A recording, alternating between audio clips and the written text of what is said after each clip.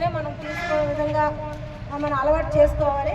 మనం తీసుకోకపోతే వాళ్ళు కూడా అమ్మరు కనుక మనం ఇక్కడి నుంచి కాగితం కవర్లు తీసుకొని మన ఆరోగ్యాన్ని కాపాడుకునే ఉద్దేశం ప్రకారము ఇవన్నీ ప్రవేశపెట్టడం జరిగింది.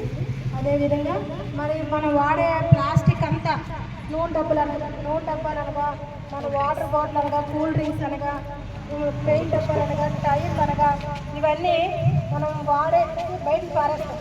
అలా కాకుండా దీనికి ప్రకృతిలో భాగంగా పచ్చదనం పరిశుభ్ర కార్యక్రమాల్లో చిన్న చిన్న మొక్కలు ఈ ప్లాస్టిక్ బాటిల్లో ఇవన్నీ వాటర్ బాటిల్ కొంచెం వచ్చేసి కొంచెం ఈ మొక్కలు ఎలా వేసుకుంటే మన పచ్చదనం పరిశుభ్రత భాగంగా మన ఆరోగ్యాన్ని కాపాడుకునే వారం అవుతాము.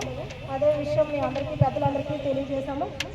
ఇది కూడా పేపర్ ప్లేట్స్ టిఫిన్ స్నాక్స్ మన ప్రతి ఇంటికి వెళ్తాము కలుపుకున్న ప్లేట్లో కాబట్టి ఇలా కాగితం ప్లేట్లు వేస్తే మనకు బాగుంటుందనే ఉద్దేశంతో ఇది కూడా పెట్టడం జరిగింది. ఇవ్వండి సార్ మన ఇంటికి అలంకరణగా చిన్న చిన్న డొక్కులు చూసారా, గడ్డి మొక్కలు ఇలా ఉండడం వల్ల పెయింట్ డబ్బాలు, నెక్స్ట్ ఆయిల్ టిన్స్ ఈ విధంగా అలా చేసుకుంటే ఇంటికి కూడా అందంగా ఉంటుందనే ఉద్దేశ కార్యక్రమంలో మనం పెట్టడం జరిగింది. అలాగే వాటర్ కూడా ప్లాస్టిక్ బాటిల్స్ టిన్నులు వాడుతున్నాము. అలా కాకుండా మన స్టీల్ డబ్బాలలో